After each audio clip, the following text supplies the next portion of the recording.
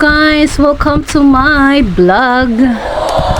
For today's video guys, nag-slow motion daw ako kunwari dyan. Asawa ko po ang kumukuha niyan. Ang sabi lang naman niya ay, sige maglakad ka lang dyan be at ako na ang bahala.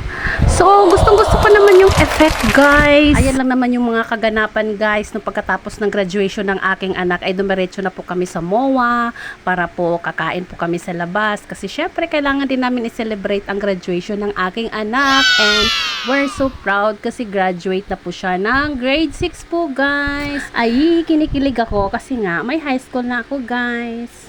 At hindi nyo man lang naitanong, isa lang po ang aking anak. Pero tignan nyo naman si Mamang.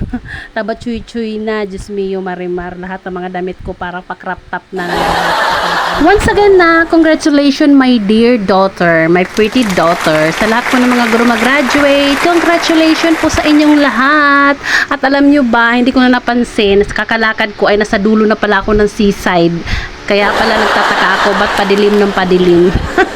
And that's all for today's video guys. Thank you for watching. Bye!